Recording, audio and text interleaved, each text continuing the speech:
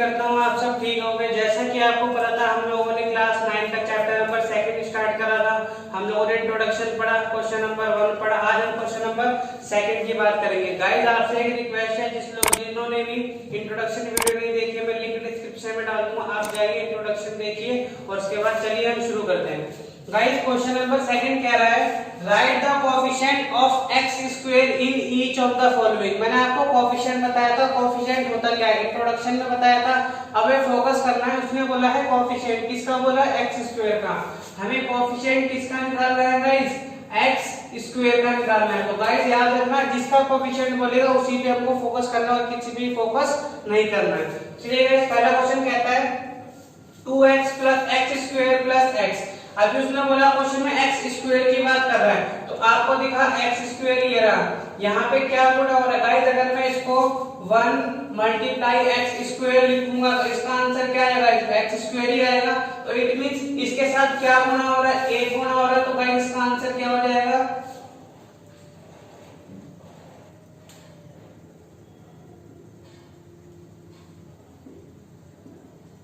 Coefficient of x square is 1। ठीक है guys, Hindi वाले लिखेंगे x स्क्वायर का गुणांक 1 है।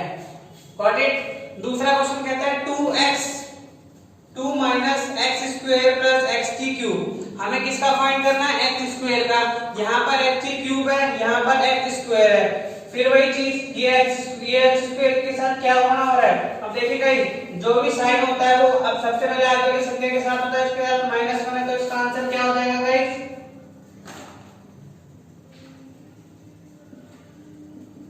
Coefficient of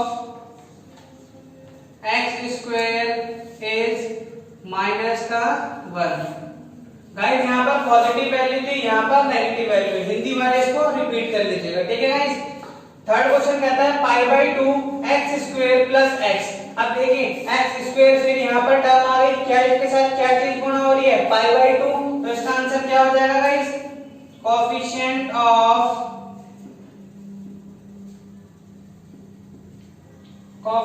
of x square is π/2। Got it. Fourth question कहता है √2x - 1। गाइस क्वेश्चन में बोला था coefficient of x square find करना है। आपको क्या फाइंड करना है, x स्क्वायर। लेकिन यहाँ पर तो x स्क्वायर की कोई वैल्यू नहीं है, कोई टर्म ही नहीं है, तो हम यहाँ पे क्या लिखेंगे, x square is not present in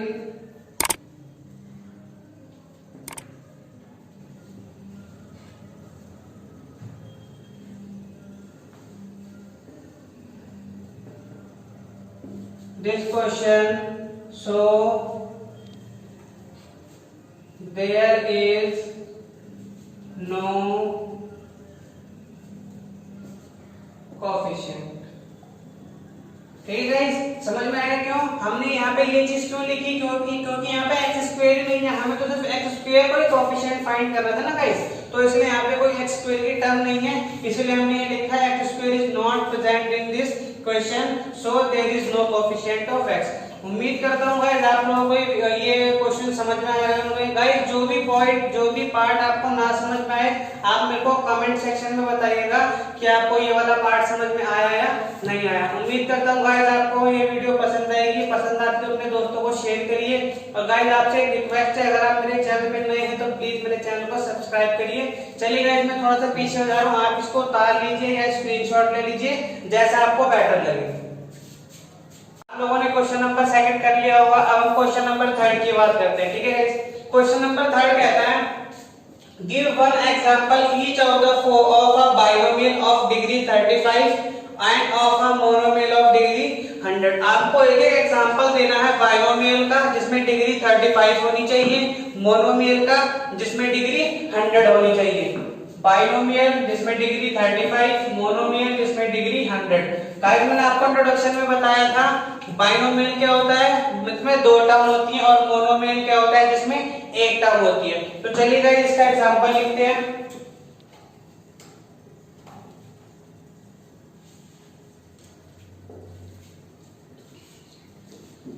binomial की बात करेंगे तो बाइनोमियल का मैंने एग्जांपल लिया y + 7। ये दो टर्म हो गई, टर्म नंबर 1, टर्म नंबर 2, दो टर्म हो गए बाइनोमियल की। अब उसने बोला है डिग्री होनी चाहिए 35। आप एक चीज याद रखना, जो डिग्री लगेगी वो कभी भी कांस्टेंट टर्म पे नहीं लगेगी, हमेशा किस पे लगेगी, जो वेरिएबल होगा उस वेरिएबल पे हम डिग्री लगाते हैं कितनी, 35। ये इसका पहला पार्ट होगा, ठीक है गाइस। दूसरा कहता है आपको मोनोमियल बताना है जिसकी डिग्री कितनी होनी चाहिए, 100। अब मोनोमियल का एग्जांपल लिख लो। मोनोमियल का एग्जांपल लिखा मैंने 2x। आपको ये पता है मोनो का मतलब एक टर्म हो गई। अब इसने बोला है डिग्री कितनी होनी चाहिए, 100।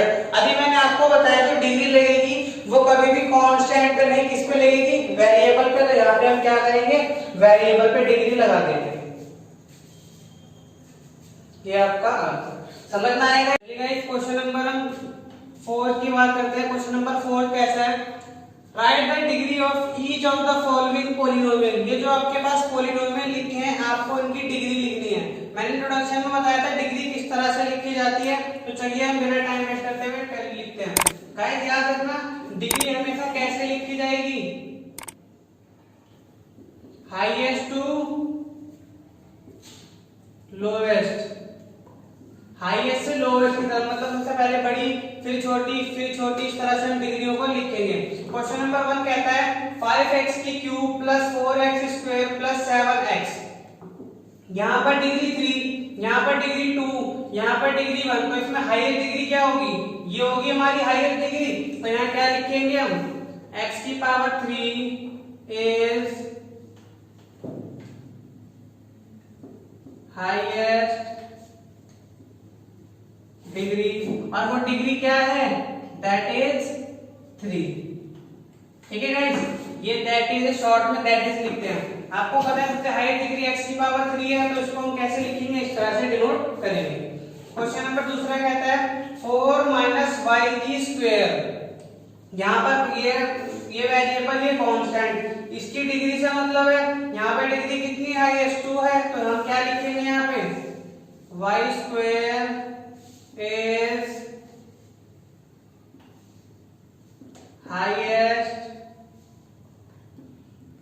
डिग्री, और वो डिग्री कौन सी है, हाईएस्ट डिग्री, दैट इज 2, जैसा कि आपको दिख रहा होगा सबको। ठीक है।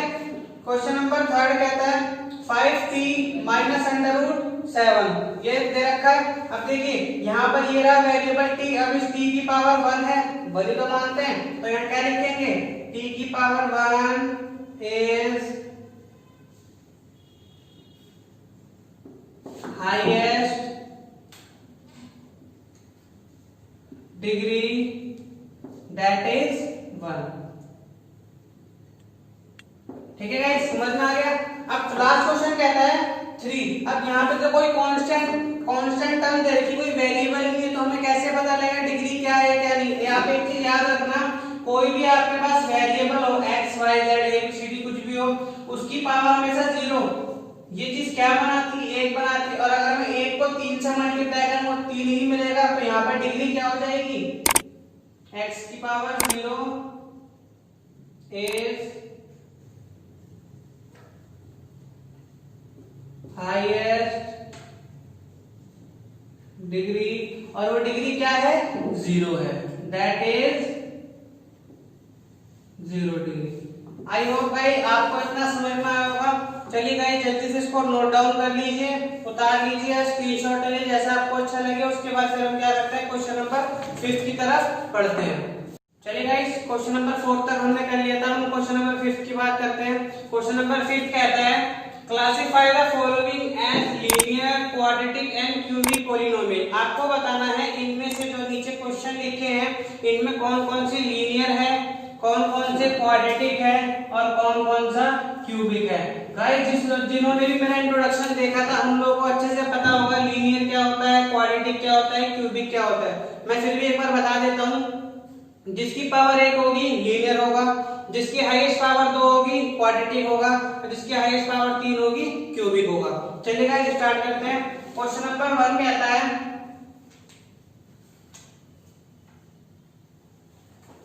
X square plus x. Guys यहाँ पर देखो अब हाईएस्ट पावर क्या है आपके पास 2, अभी बताया था हाईएस्ट पावर 2 होगी तो उसको हम क्या बोलेंगे क्वाड्रेटिक बोलेंगे। तो ये क्या हो जाएगा 8 is quadratic polynomial. Got it. दूसरा कहता है x माइनस एक्स की क्यूब। अब यहाँ पर हाईएस्ट पावर क्या है 3, तो 3 है तो ये क्या हो जाएगा 8 is क्यूबिक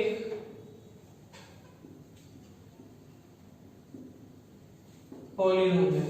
ठीक है। तीसरा क्वेश्चन कहता है y plus y square plus 4। अब देखो भाई यहाँ पर y की पावर 2 है तो ये क्या हो जाएगा 8 is क्वाड्रेटिक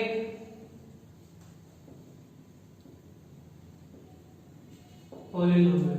गाइस समझ में आ गया। आगे बढ़ते हैं। क्वेश्चन नंबर 4 कहता है 1 प्लस एक्स स्क्वायर। गाइस आप लोग क्या करिएगा इसका आंसर मुझे कमेंट करके बताइएगा इसका आंसर क्या आएगा। ठीक है गाइस आप लोग इसका आंसर कमेंट करके बताइएगा इसके क्या होगा, लीनियर होगा, क्वाड्रेटिक होगा या क्यूबिक होगा। हम आगे बढ़ते हैं। आगे कहता है 3t, इसकी पावर क्या है 1 है और जिसकी पावर 1 होती है उसको हम क्या बोलते हैं लीनियर। तो ये क्या हो जाएगा linear. 8 is linear polynomial. Got it. Sixth question कहता है r की स्क्वायर मतलब पावर 2 है तो क्या हो जाएगा ये 8 is क्वाड्रेटिक पॉलिनोमियल। ठीक है गाइस। आगे कहता है 7 क्वेश्चन, सॉरी गाइस मिस्टेक हो गई यहाँ पर थोड़ी सी। 7 क्वेश्चन कहता है 7x की क्यूब। अब x की क्यूब है तो क्यूब मतलब क्या होगा क्यूबिक, तो ये क्या हो जाएगा 8 is क्यूबिक पॉलिनोमियल। ठीक है गाइस। आई होप गाइस आज हमने एक्सरसाइज 2.1 कंप्लीट कर ली है। उम्मीद करता हूँ आपको बहुत अच्छे समझ में आ गई होगी। गाइस आपको क्या करना है इस पूरे एक्सरसाइज को पढ़ना है, वीडियो दोबारा देखनी है ताकि आप इसको दोबारा से अच्छे से समझ पाओ। और अच्छी लगे वीडियो तो लाइक करना, कमेंट करना और अपने दोस्तों को शेयर